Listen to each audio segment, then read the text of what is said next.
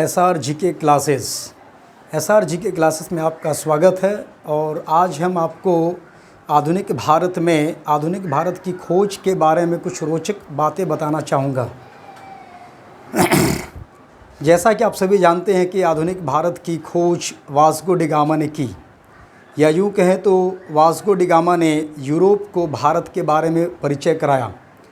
लेकिन इससे कुछ रोचक बातें भी जुड़ी हुई हैं जिसको हम लोग जानेंगे आधुनिक भारत की खोज के संदर्भ में। तो सबसे पहले आधुनिक भारत की खोज वास्को डी गामा ने की केप ऑफ गुड होप के रास्ते से। तो हम मानचित्र के माध्यम से भी इसको हम जानेंगे कि वास्को डी गामा कैसे भारत पहुँचे। एक स्टेटमेंट है, बड़े विद्वान ने कहा है कि हिस्ट्री को भूगोल के माध्यम से पढ़ा जाना चाहिए। तो इतिहास का अध्ययन मानचित्र के माध्यम से भी किया जाना चाहिए, इससे बहुत लाभ होता है।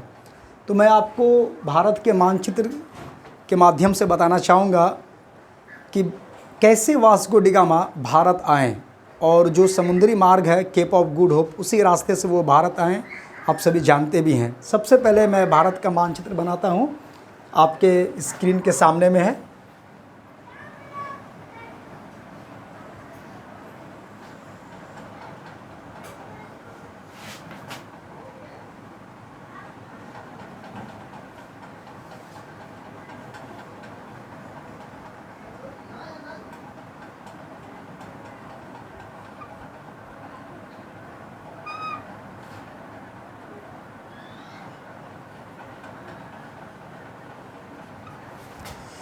ये हो गया भारत का मानचित्र, आधुनिक भारत का मानचित्र है। और इसमें दिशा जान लीजिए, ये नॉर्थ, ये साउथ, ये वेस्ट, ये ईस्ट, ये वर्तमान बांग्लादेश है, इसको बीएनजी कहते हैं। ये हो गया बे ऑफ बंगाल, बंगाल की खाड़ी कहते हैं जिसको। ये आपका है श्रीलंका, ठीक है। और ये हो गया अरब सागर, और सबसे दक्षिण में है हिंद महासागर, ठीक। और भारत के पश्चिम में है अफ्रीका महादेश, इसी से जुड़ा हुआ है। यहाँ पर हम अफ्रीका महादेश बना देते हैं आपको।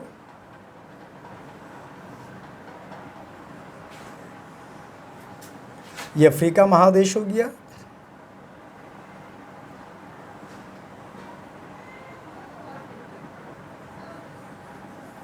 और ये हो गया आपका यूरोप, ये हो गया सऊदी अरब। यहाँ पर है ये भूमध्य सागर, ये हो गया रेड सी, ठीक। और फिर ये आधुनिक पाकिस्तान है। तो वास्को डी गामा पुर्तगाल के थे और 1498 ईस्वी में केप ऑफ गुड होप के रास्ते भारत आए और कालीकट आए, आप सभी जानते ही होंगे। वास्को डी गामा के भारत आने से पहले आधुनिक भारत की खोज के लिए स्पेन के निवासी कोलंबस निकले थे। कोलंबस वास्तव में भारत की खोज के लिए ही निकले थे, लेकिन वो पहुंच गए अमेरिका और उसने अमेरिका की खोज कर डाली। कोलंबस ने, टॉलमी एक बहुत बड़े भूगोलवेता थे, उसकी एक किताब उन्होंने पढ़ी थी और उस किताब में टॉलमी ने गलत जानकारी दे दी थी कि भारत यूरोप के पूरब में स्थित है, भारत यूरोप के पश्चिम में स्थित है। ये जानकारी टॉलमी ने अपनी किताब में लिख दी।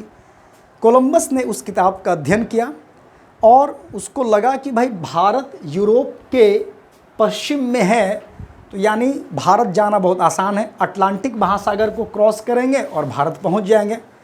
तो कोलंबस भारत खोजने के लिए निकला और अटलांटिक महासागर को पार करके वो जब दक्षिण अमेरिका में पहुंचा तो देखा कि भाई भारत के लोग तो काले होते हैं, लेकिन यहाँ लोग लाल लाल हैं। तो उनको लगा कि भाई चलो कोई बात नहीं, ब्लैक इंडियन नहीं होगा तो ये रेड इंडियन है, तो उन्होंने रेड इंडियन कहना शुरू किया। और आपको मालूम होगा कि दक्षिण अमेरिका के मूल निवासी को रेड इंडियन भी कहते हैं, उन्हीं ने ही ये नाम दिया रेड इंडियन। तो वो रेड इंडियन कहने लगे और कुछ दिन रहने के बाद उनको समझ में आया कि ये भारत नहीं है, ये अमेरिका है।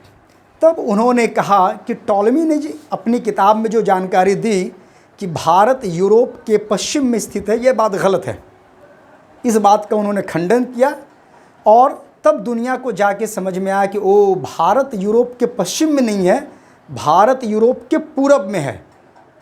उसके ठीक बाद वास्को डी गामा, जब उन्होंने कोलंबस का अध्ययन किया, यात्रा वृत्तांत का अध्ययन किया, तब उनको लगा कि भाई अब हम भारत की तरफ भारत को खोजने के लिए निकलते हैं। वास्को डी गामा से पहले एक और पुर्तगाली नाविक थे, बार्थोलोम्यू डियाज, जो भारत की तरफ आए लेकिन भारत नहीं गए। वो केप ऑफ गुड होप एक रास्ता उन्होंने खोज दिया। ये अफ्रीका महादेश का दक्षिणी भाग है, इसी को कहा जाता है केप ऑफ गुड होप। इसको आशा की अंतरिप कहते हैं, इसलिए कि आशा, उम्मीद की किरण। तो बार्थोलोम्यू डियाज इस रूट की उसने खोज कर दी, लेकिन वो भारत की तरफ नहीं गए। इसके ठीक पीछे वास्को डी गामा इसी मार्ग से आकर वो निकले भारत खोजने के लिए, और केप ऑफ गुड होप पर आके थोड़ा सा वो भ्रमित हो गए हैं। तब यहाँ पर दक्षिण अफ्रीका में एक मुस्लिम व्यापारी थे, अब्दुल मजीद, उन्होंने बताया कि भारत इस तरफ आप जाएंगे, मतलब पूरब की तरफ बढ़ेंगे तब आपको भारत मिलेगा।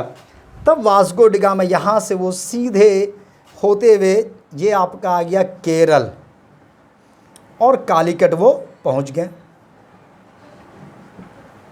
तो इस तरह से वास्को डी गामा ने भारत की खोज की, और फिर वो अतिथि देवो भव जैसी हमारी संस्कृति है, फिर वहाँ केरल के राजा कालीकट ने उनका स्वागत किया, और इस तरह से वास्को डी गामा ने आधुनिक भारत की खोज की 1498 ईस्वी में।